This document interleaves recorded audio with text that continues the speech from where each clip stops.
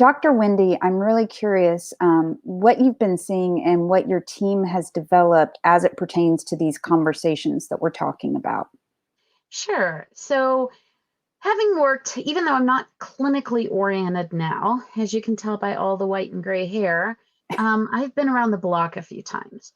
And having worked in examination rooms for over 30 years as an owner and as a senior veterinarian, mentoring my junior veterinarians, I have identified 4 reasons that I believe that team members are reluctant to have cost of care conversations, let alone proactive cost of care conversations. Those are like 2 different silos. So the 4 reasons that I believe really make people hesitant to engage in these conversations is fear. They're afraid that the clients are going to get angry with them because they're recommending things that clients can't afford, or that they could be lambasted on social media, which is a very real fear and much more real than when I was a hospital owner. The second reason is guilt. Unfortunately, working in veterinary hospitals is not a very financially feasible career. We do it because we have a passion for animals, and it's really hard for team members to make recommendations to clients for their pet's care when they couldn't afford the same care for their own animals. The third reason falls in this bucket, and it's assumptions and it's judgments and it's preconceived ideas about who can and who can't afford care. I grew up in rural Oklahoma. There was a lot of oil money around, and those farmers that were loaded with the black gold money drove old beat up pickup trucks and wore really decrepit overalls. You just can't judge a book by its cover. Every client deserves to be educated about why the recommendations you're making are in the best interest of them and their pet. And then the fourth is the negative connotations around money. Talking about money just makes us feel icky. And I think it's heightened in hospitals that actually compensate their associates on production or their doctors on production, because now there is a conflict of interest, regardless of how hard you try to keep that out of there. So the other thing that I think we need to think about is when about the evolution of this project was that I was having a conversation with an industry friend of mine, Kirk Augustine, who is the founder and editor of Animal Health Digest and a great supporter of the Bridge Club and ASPCA Pet Health Insurance. So we're having a conversation about this problem, and he said, hey, wouldn't it be cool if you could take all that data you're sitting on and find a way to help owners truly understand what it costs to provide care for their pets? And that was like the light bulb moment.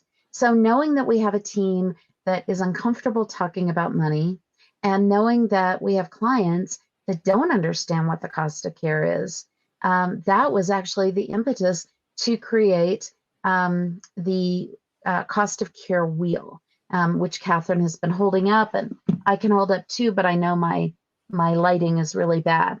So if you give me a second, I'm actually, while you are asking the next question, I'm going to attempt to pull up a PDF of this. We'll see how my tech skills are tonight. Well, you were certainly reading my mind, because I was just about to ask you a little bit about the tool and where the data came from the tool, because I'm a nerd and I fully embrace my nerddom. So let's talk a little bit of the tool, about the tool once you get it pulled up in the PDF form. There we go. Everyone should be able to see it, yes? Yes. Excellent. So this tool is a manipulative. It's very similar to the chocolate wheel. I'd like to give a shout out to our national sales manager, Tina McBreen, who thought of the format of this wheel. Otherwise, you would have just gotten it on an 8.5 by 11 piece of paper, because I'm just not that creative.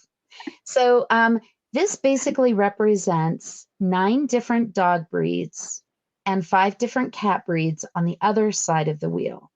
And we chose data that's by moving the wheel around, you can pop up different windows, and those different windows will actually show you data for that pertinent breed.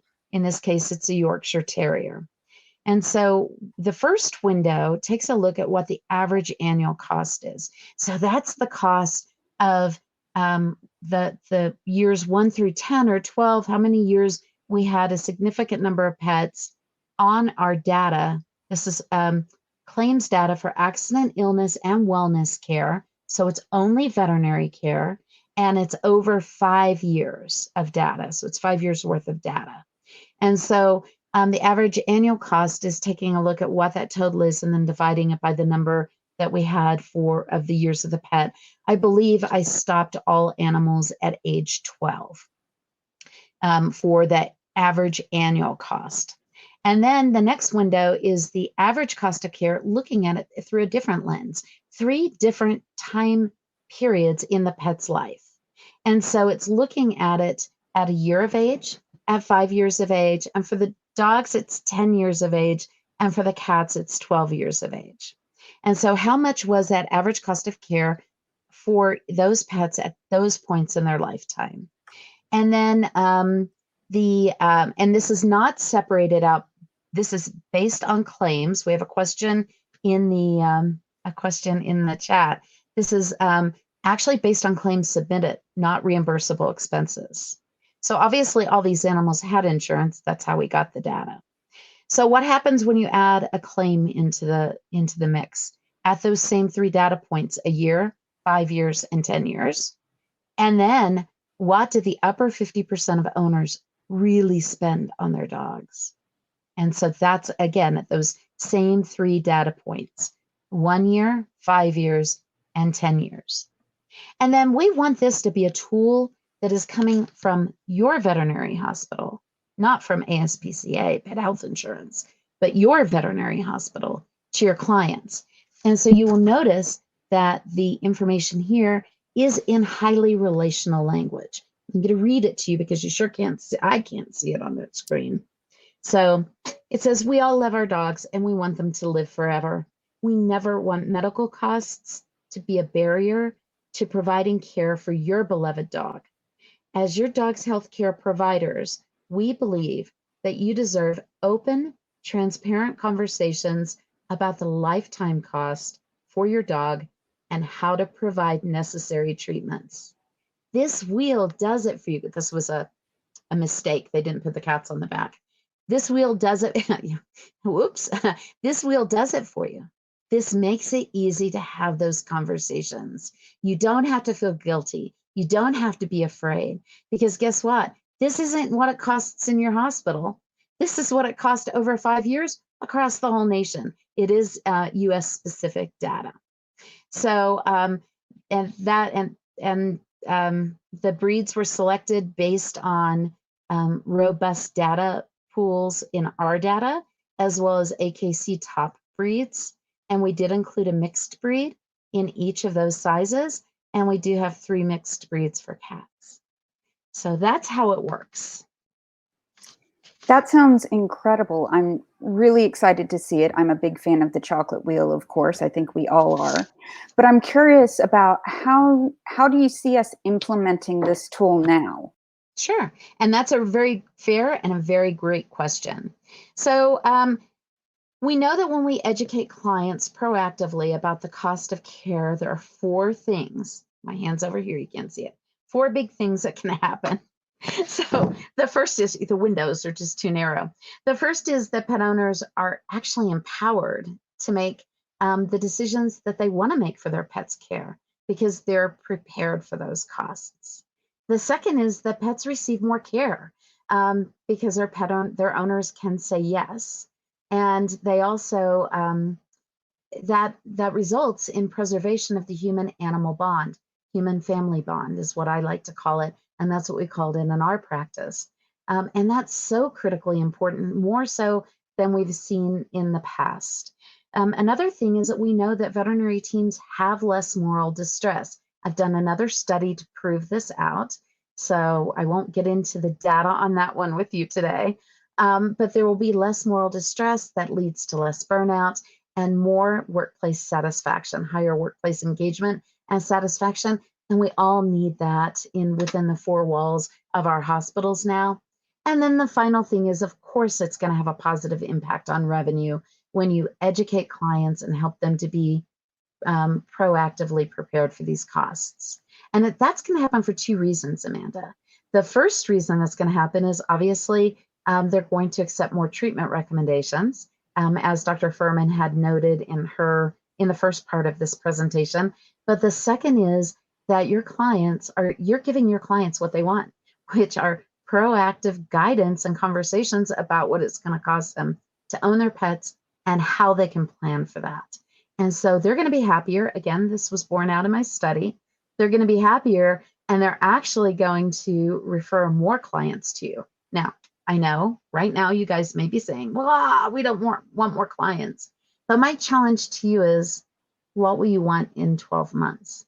I've been privy to a little bit of data yesterday that hasn't been released yet, so I can't share it with you, but it was from Vet Success, and it is mind-blowing data. And what I can share with you is the increases that we think are happening are much more moderate based on over 4,000 hospitals than what we're perceiving. So we have to think ahead. What are we doing 12 months from now? We need to start planning now. Absolutely. And that brings up another question of, how do we implement this tool now? Right. So I think that the best time to implement the tool, so first off, the tool is not available. You guys are getting a sneak preview of that. This tool will launch in September, limited, but surely the full campaign will launch in October with a landing page that will have all types of resources on it. But by using the QR code and putting in your name, your hospital name, and the address, and the best contact person at your hospital, you will be able to have early access to this wheel. So flash, make sure you do that because you want early access to this wheel. This tool is best, and there are videos that show how to use it. There's role plays. I've written some scripts to give you some words at work that you can pull out of your toolbox.